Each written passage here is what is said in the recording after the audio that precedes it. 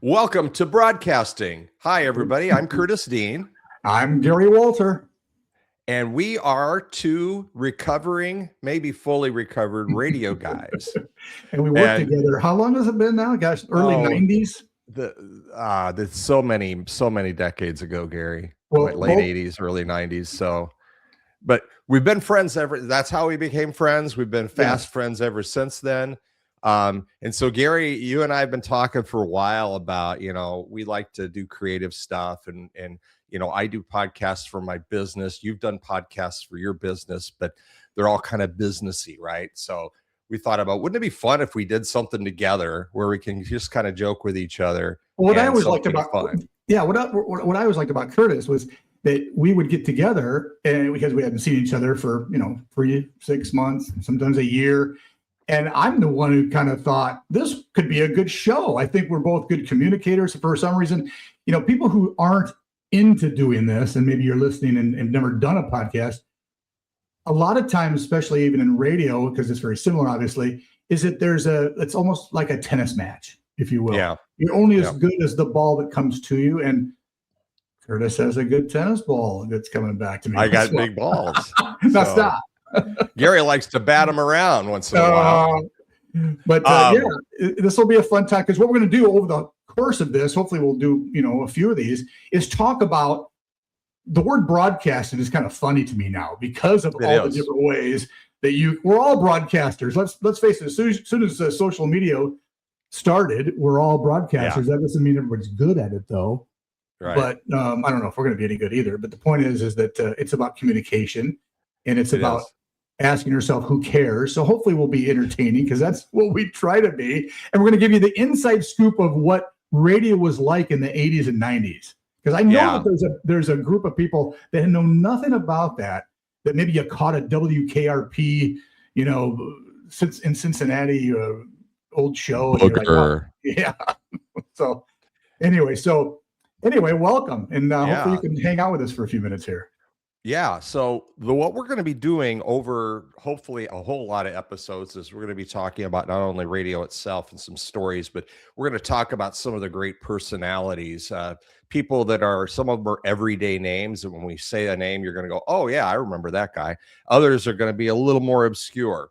But what we thought we'd do for fun, because we want to introduce you to us, is we'd start out with the most obscure radio guys we can think of, which is ourselves. Exactly. So go ahead.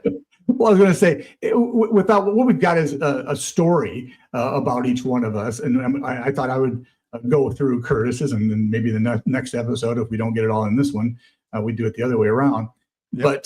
But real fast, in a nutshell, again, we met each other at KKRQ in Iowa City, Iowa. Curtis did 7 to midnight, and I was the afternoon guy. Actually, I started overnights. But there's, with radio, you're always getting shifted around. Maybe even, sometimes there's another station, like an AM station. The KXIC was the AM station in the same building. Yep. But there's a lot of different jobs, and you tend to do different things wherever you needed to be. So, but I will say this, and we've talked about this before, is that not only Curtis and I, but there's several other guys that we still talk to this day. And for whatever reason, not only did we kick butt in the ratings, it was a 60s and 70s format. And remember, this is in the early 90s. So people who are our age now, old, heard these songs from the 60s as they did on AM radio back in the 60s. And now it's 1992, and we're playing a crystal clear stuff on FM radio, and we just dominated the ratings, just killed it. You ever thought about that, Gary? The definition of oldies back then when we were on, I think the latest songs we played were like the mid 70s, 74, 75, maybe, except old time rock and roll, which was later. But of course, because of the movie, we had to play it. If you did that same thing today and you said, we're going to have an oldies station and we're going to play the songs that are that old as they were back then, we'd be playing Pink, Beyonce, not that long ago. Nickelback. It would be, not quite the same, is it? Just the word oldies. Have you ever thought about that? How it used to be cool. I mean, who the heck would ever call someone, or a group, an oldie now. Yeah. Well, that kind of aged out just like the music did in many cases. Yeah. It's just like we've all aged out of the system in many ways. And I'm sure the people who are watching are probably around our age, but the thing is about radio then was there was a value to the information in between the songs. Mm-hmm. And I think, not to get off base, but where we're at now, it seems like, because one of radio's problems is exactly that, in my opinion, is that everybody has access to any song at any time.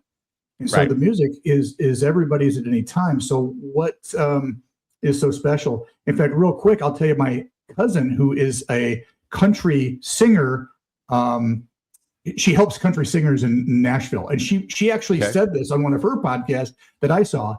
It was help. She helps the people in between songs be entertaining. And that's actually a skill, which is exactly what radio is. A good banter is vital for an artist, especially a live performer, because it can be pretty awkward. I've seen them that are pretty awkward, and it's just like you feel bad for them. You're like, because they're musicians. Sing another song. Yeah, and we've all been to concerts that the musician can't come up with anything worth listening to in between the songs. It's not a show that way. Hello, Des Moines. Yeah. Or in Whitney Houston's case in Iowa City one time, hello, Ames. Yes. Or something. She screwed the town up. But anyway, radio is a medium that I hope that sticks around for a while and does better over the long haul. I don't know what the next step of it is, but the podcasting thing is awesome.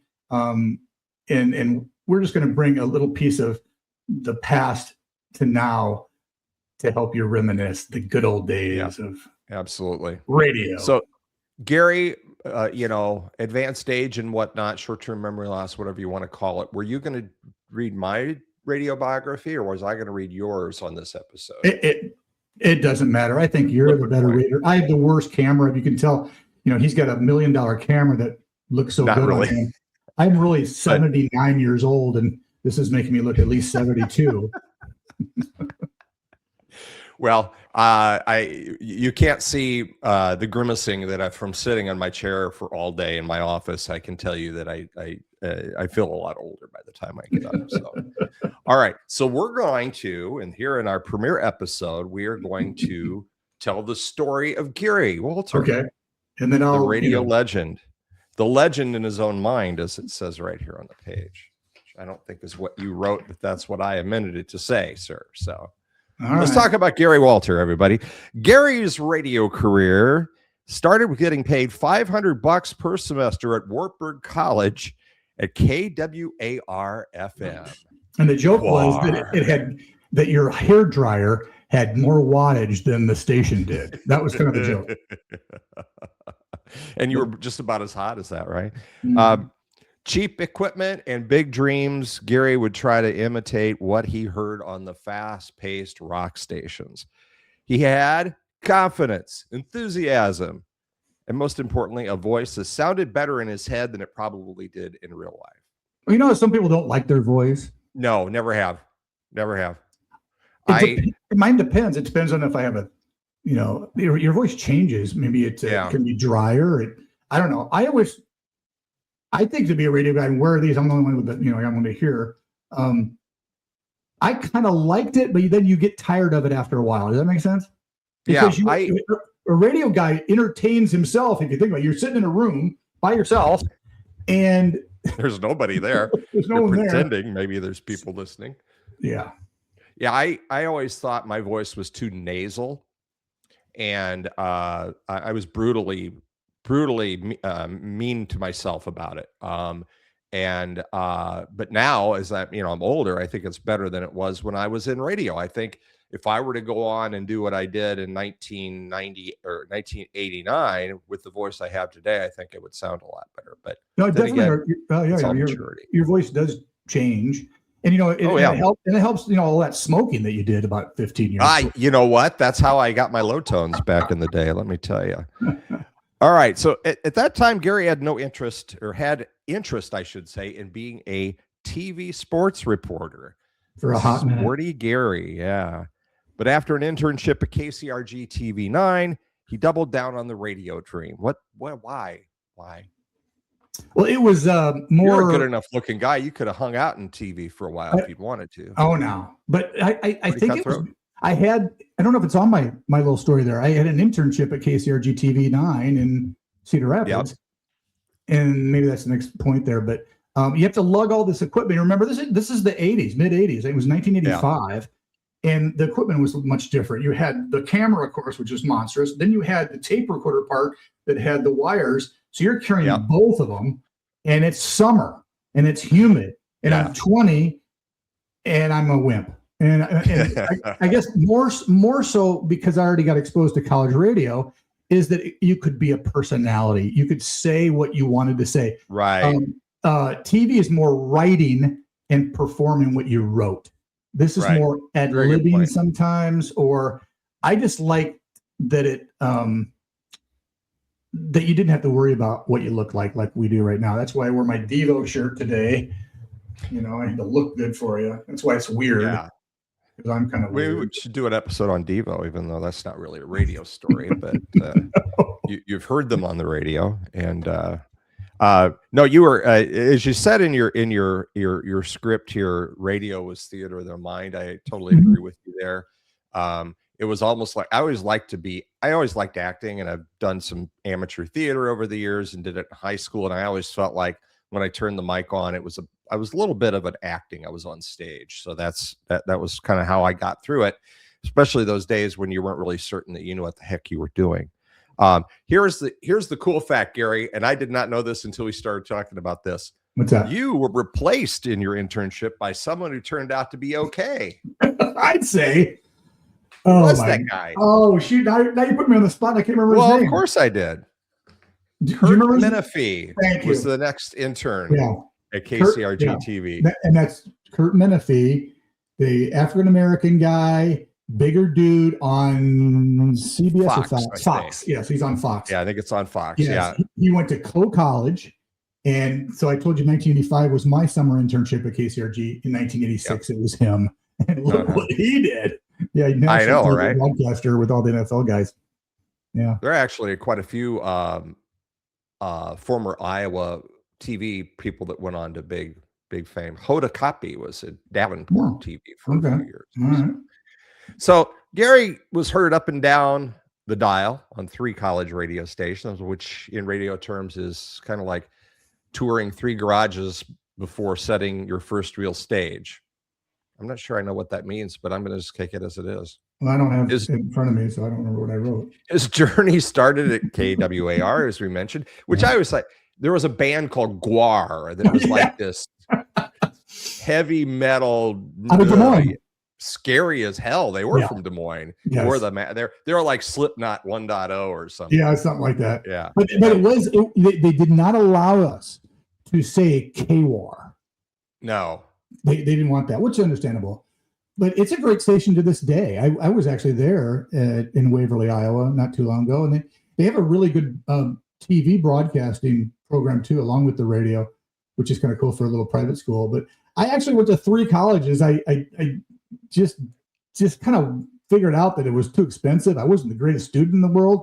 Yeah. And I came from Fort Dodge growing up, and we moved to Cedar Rapids when I was in 8th grade. So I went back. I thought it would be cool to go back and play baseball at Iowa Central. And they did have a radio station there at Iowa Central Community College that people actually listened to, which was kind of cool. Yeah. And then my last stint was at UNI. Yeah. And we'll talk about the Fort Dodge days, because another station, also a college station, but that's probably where you really learned your chops a lot. Talk about Dave Danielson. He was your partner in crime, as you said, in KWAR. Yeah, you guys do a show together? Or? Well, the coolest thing about KWAR, like a lot of college radio stations, is at least at that time, the faculty didn't do anything. I mean, they didn't teach us anything. They didn't, as far as the actual. Imagine a radio station, and there's about 20 to 25 people working anywhere from an hour to 5 hours a week on this thing. Yeah. And that's what it was. So we had a program director. We tried to follow, like a real professional radio station, so you'd learn. But Dave Danielson and I, him and I did a show together and actually went out and sold, it's not a commercial radio station, but we would get the pizza place down the street to give us a $10 gift card or whatever. Right. Stuff you give away to listeners. Yeah. We would do trivia on Wednesday nights. That was our thing. And it was just a fun way of learning how the money part of it worked in radio and the promotion part. Well, that's all part of it, right? I mean, it's not all just talking.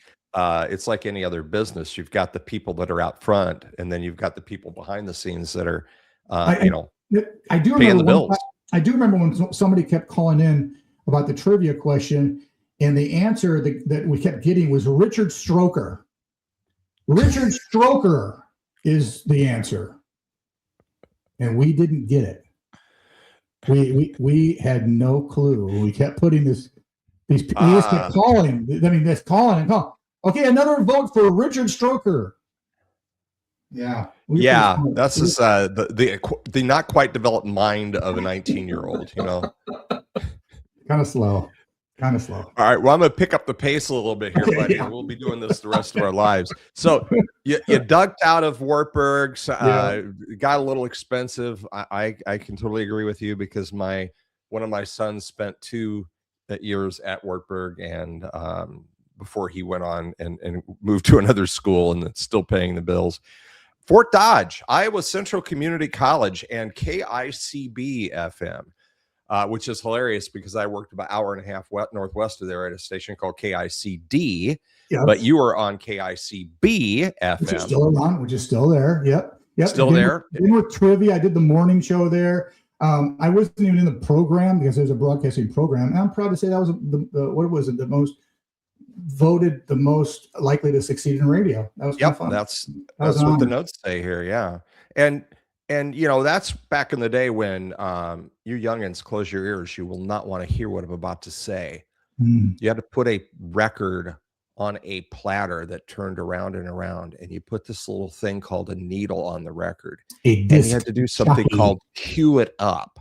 Yeah. By the way, the number one thing that drives me nuts about WKRP in Cincinnati, great show, love it. But how he just reaches over and not even looking, drops the needle down and ready to go. No, that's not how it works. Quarter turn. All right. University of Northern Iowa as the college tour continues for Gary. This was all before the days of name, image, and likeness. So you were just doing this because you wanted to get an education, not because they were giving you NIL dollars. So KCRS AM. So that was the college station at UNI. Nobody listened to it. They did. I think they had it on in the cafeteria while everybody ate, and it wasn't even loud enough to listen to it. The one cool thing that's actually on YouTube right now, somebody recorded it and put it on YouTube in 1986 or 7. It was a Christmas story that we performed and had characters, and it actually sounded pretty good. Look it up. Oh, a fun. Christmas story by Northern Iowa, University of Northern Iowa. It's on. I'm the narrator or something. That was kind of cool. When I was in college radio, which we'll get to in the future episode, a guy that was one of our announcers there, he was a budding writer, and he wrote a radio play that we performed one time. Oh, cool. It was a sci-fi. Mm-hmm. To this day, he still writes, and he's written screenplays, and he's written some sci-fi books, and so but back then he did it. I can't even remember what it was about. It was just aliens and people shooting and pew pew sounds into the microphone. And it was awesome. So then you got a key question when you were at KCRS AM. Somebody said, "Why aren't you working at a real radio station?" Yeah, I was did you feel like you were working at a real radio station? No. Okay. No, and because at Fort Dodge, the KICB, where people actually listen to it, this was kind of like, it wasn't. You didn't get the radio high from it, you don't. Yeah. It just wasn't. It was just more practicing, if you will. And so, but what was cool about it was again what you just read is I had this. I think I was a junior, and a senior guy goes, yeah, he wrote what they call air checking. They listen to your show and then give you feedback about it, how some improvement. And he wrote, basically, you're really good. Why are you working here? Which is for no pay. So go find a real job. So I did. So I applied at Q103, which is now Z102.9 in the Cedar Rapids. Oh, that's right. That's back in the days when we rounded it, because FM frequencies are always a three, well, not always three, but it's always a point something, right? Yeah, because And it was back in the olden days, they used to rock 108. You're right. And then when we got there, it was 107.7. But yeah, so tell us about that. Q103 back in the day. So I'm 21.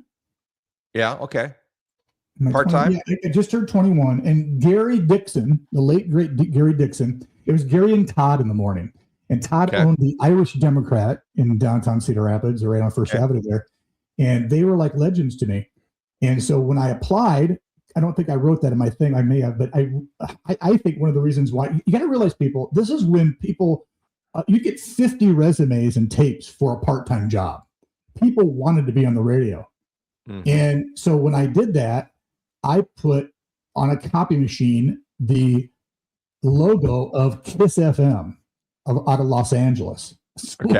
Just so it would get a different look. I mean, how cool would it be if you're the program director in Cedar Rapids, Iowa, and you get an application and the letterhead on the letter is from Kiss FM. In fact, he even asked me about that.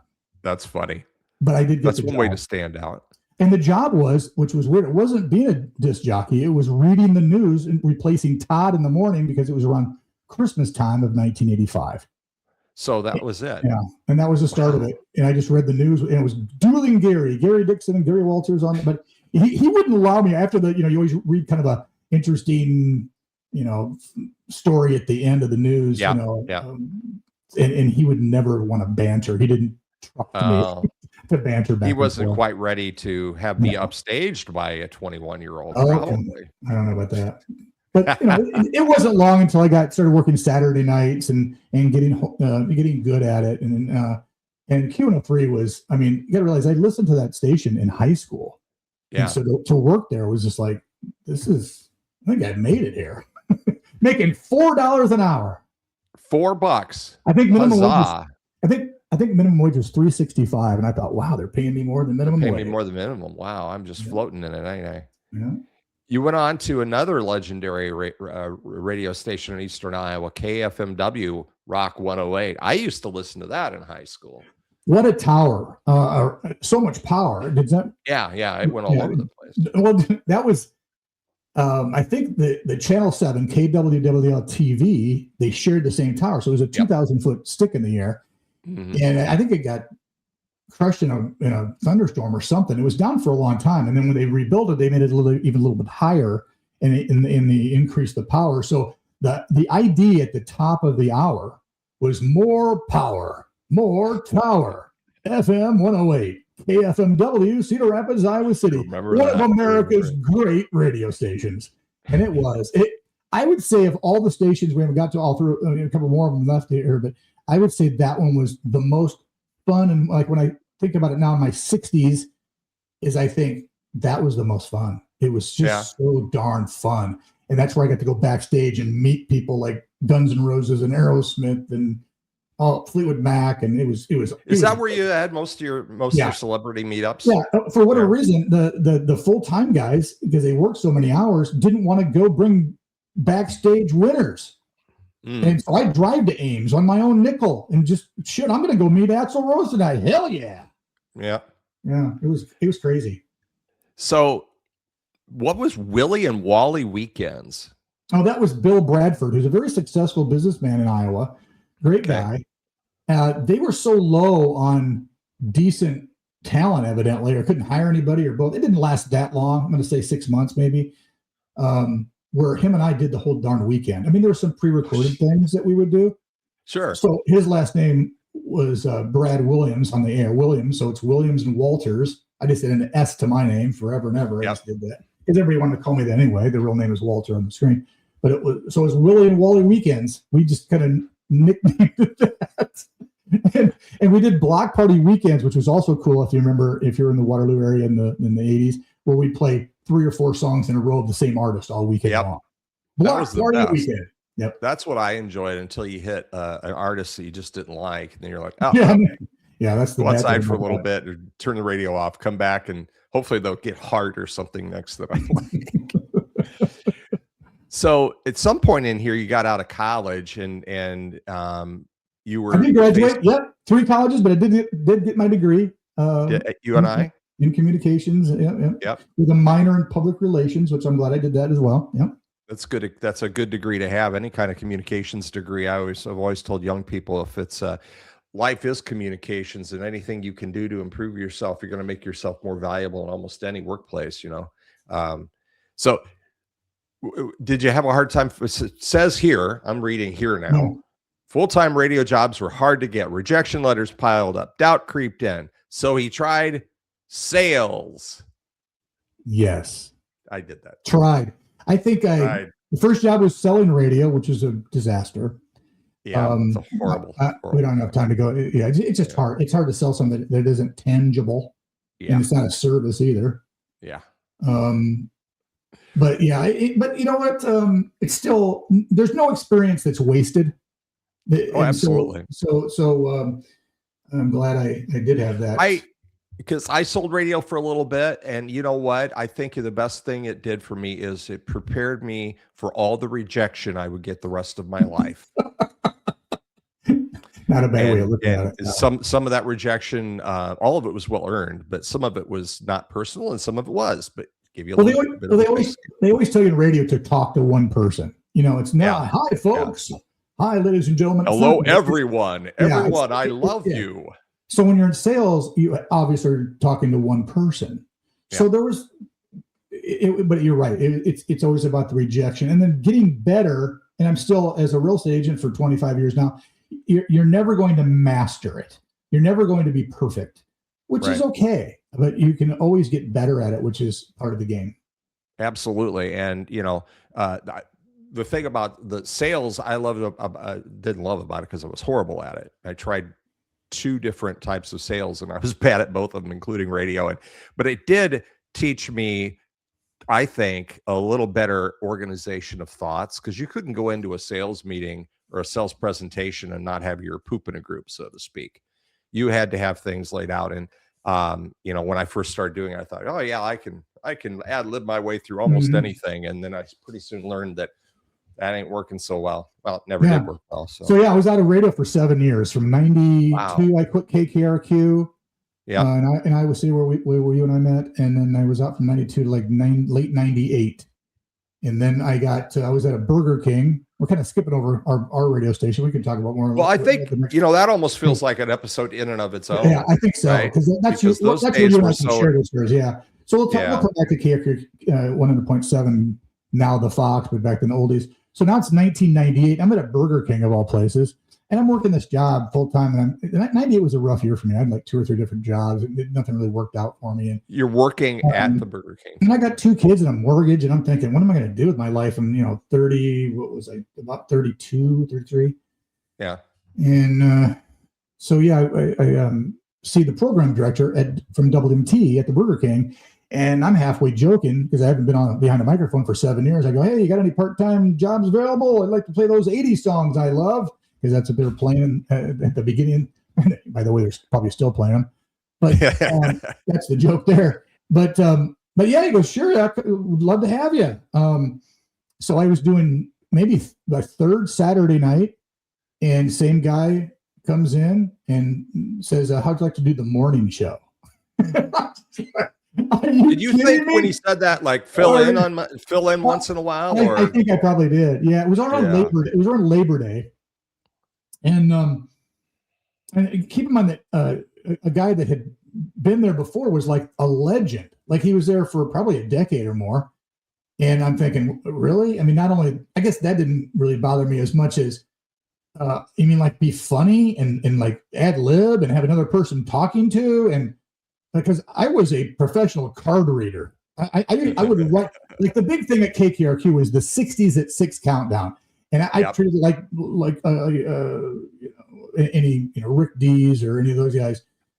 But I would write my stuff and I would just perform it and sound like I wasn't reading it, obviously. Right. But this is like morning radio. And I remember, I don't know if I called you. I remember calling a couple other people that worked at KKRQ, because you're still my friends. I admire your opinion. And everybody's like, dude, you got to do this. Because I had doubt in my mind. And my wife at the time goes, you always liked that. Why don't you give it a shot? And I'm so glad I did. So it was probably hands down the most fun I've ever had in my life. And it was also the most tiring because getting up in the morning is just not me. So it was exhaustingly wonderful. That makes sense. I remember when that happened because I had just gotten out of radio for the first time. I was in it until end of 97.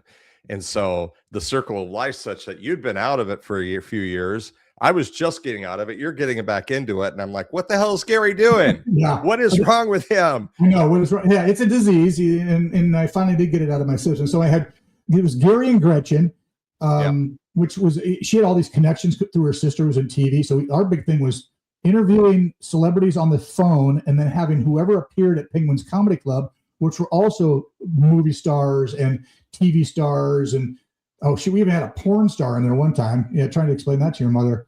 And it was just a crazy, awesome comedians that would sing songs. And that was always on Fridays. But it was just a great show. I think we got to be a household name there in Cedar Rapids, Gary and Gretchen. And then she left. Okay. Yeah. And then I got divorced, which was it was the worst time of my life. That was also the best job to have during it. You had a work breakup and a personal breakup all at the same time. Yeah.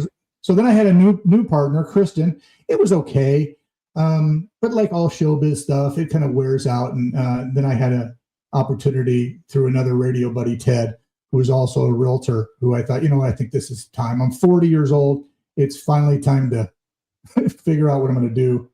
And that was I left it at the right time. Very blessed that I had that time to do it. And that was in January of 2005 that I left forever. Forever and ever. Well, until I came. Yeah, see, you never totally get rid of it. Then I moved to Phoenix and I did a little morning show at a little AM station. I guess it was FM too. And then an internet radio station that was really cool. That didn't make it through the COVID year. But I think I'm good now as far as performing. But I guess this is kind of a performance with you, whatever. But I got to ask you about. We never intended to go by any script here because but we wanted to have kind of some talking points. Yeah, I can't let you skip over this. This is back on your section about working with Gretchen, about building chemistry, the billboards, all that other good stuff. And it said, soon they were in billboards across Cedar Rapids, sitting in a giant coffee cup, smiling at a city that once fired Gary for dropping a steak on the floor. What world? So this means 9th grade. I have a job, my first job, and I dropped the steak on the floor, like right out of the freezer. And so I picked it up. This is what I would have done at home. My mom wouldn't have said, throw that away. So I pick it up and I put it under the faucet and I give it to the main, because I'm like the prep cook. I give it to the cook and he puts it on the grill. And somebody must have saw me do that because I only lasted a week at Mr. Steak. They fired me at 16 years old. And that exact place where Mr. Steak was, right across the street from Lindale Mall, was where the first time I ever saw myself and Gretchen, Gary and Gretchen, on Mix 96.5 on the billboard. And billboard. Boy, God does have a sense of humor. This is hilarious. He doesn't like wasted steaks either. That's for sure. That's a good animal going to waste there. Yeah. So out of it entirely with a little exception since 2005 and your current career, which you've been very successful in as a real estate agent, do you find that your radio days are still kind of do you still have the Joneses once in a while for it? Because people ask me that all the time. Do you miss it? And I really don't, but I'm doing stuff like this for my business. So I really get to still do stuff. I always used to say while I was in radio, what full time now I'm talking about full time. I would be a way better DJ and more entertaining if I only had to do it 3 or 4 days a week. Yeah. It's just a grind. And it is a grind. And part of what I liked about sales, going back into it and being self-employed, was that whatever you put into it, you actually get back out of it. And I can't say that about being on the radio. Radio was just a performance. And I can admit that I'm sure you could, the listener can, some days you're just putting in the time and you can't wait till 5 o'clock or whatever it is when you get off. That's human nature. And you do it in radio too. Like some days I would go minimal effort today. Yeah. And This is a glide. I'm gliding. I'm just being honest because it all paid the same. But then there's other times you got to, you're in the mood, you got the energy in your mind. All artists, recording artists, authors, you have to have a lot of marijuana. No, I didn't say that. No. I mean, that's what some people think, that to be creative, you got to take drugs. I've never done that. But I'm just saying that sometimes you become, at certain times, way more creative than other times. It's just human nature. Well, I think there's pride in workmanship there, and that carries over into any industry, honestly. But you're right. There are days when the juices just aren't flowing, and then you have days where you're just like, you want to do everything, and you want to do it really well. Well, it also depends. So it averages out, What also is great about radio is I remember when Rodney Dangerfield died. I loved Rodney Dangerfield. I come in at 5 a.m. and okay, Rodney died, so I'm going to put together a whole thing about Rodney Dangerfield. The whole show is going to be about Rodney, and that's what's cool about radio. Is you can just plug in and find sound bites and talk about this guy, and that's what's cool about it. And that's part of the challenge that radio has in this day and age, is that with everything at everybody's fingertips, the music's at their fingertips, the information's at their fingertips. We don't have to have access to a music Bible so you can talk intelligently about every band, and provide those factoids that people really enjoyed back in the day. You can just do that by going on, hey Siri, who is the lead singer for who is the singer on the song Sunny, for example. This is just a random example. That may be a good bite for a tease for our next show. Yes. And so it has changed a lot. And I think what you and I are, both of us are trying to get out of doing this podcast is a little bit of reminiscing, because hey, when you get to a certain age, you do have to reminisce. Because if you don't talk about these things, you'll forget them all. Because your past is longer than your future. Yes, it is. Let's celebrate the things that got us here. But it's also, I think, just to kind of, I wouldn't say a lost art. I never felt like I was an artist by any means. But I disagree. I think I did. I think it's you probably, but you were more into the entertaining side. A lot of my radio career was spent on the news side. I was a DJ for a few years, but most of the time I was in radio, it was more, more factually presenting information as a news director. And we'll talk about that another time. But so it's like anything else, there used to be people whose full-time job was to shoe horses. There used to be companies that all they did was made buggy whips. Yep.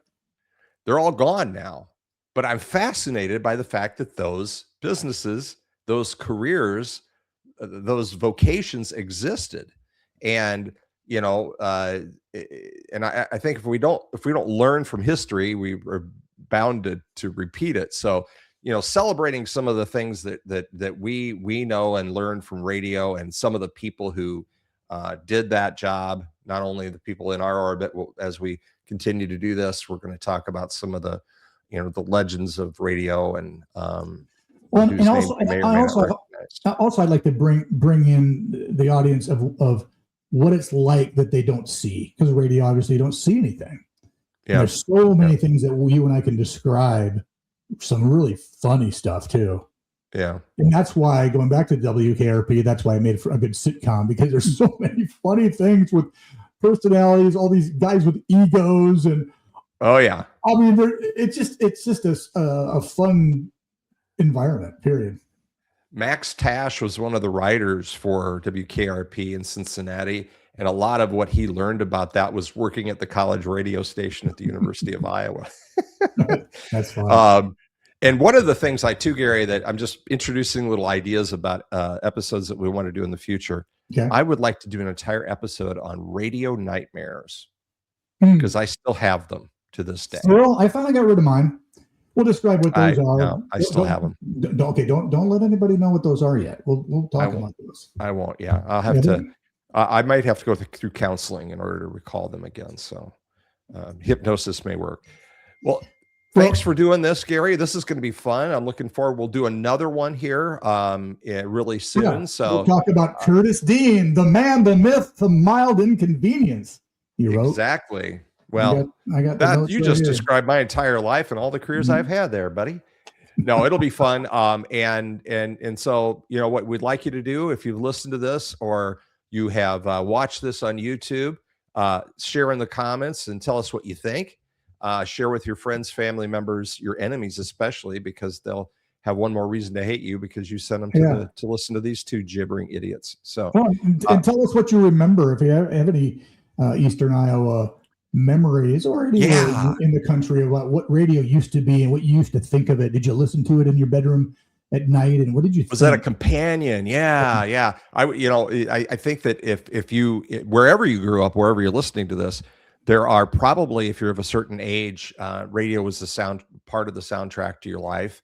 And so share some of those stories with us. We'd like to hear those because I'm sure that they will very much rhyme with some of the experiences that we've had too. So cool. Thanks. All right. For this. Absolutely. That's it for this episode of Welcome to Broadcasting. We'll be back with another one soon. Curtis Dean here. Gary Wolter right here. Gary Wolter. We'll see you next time, folks. Bye-bye. All right.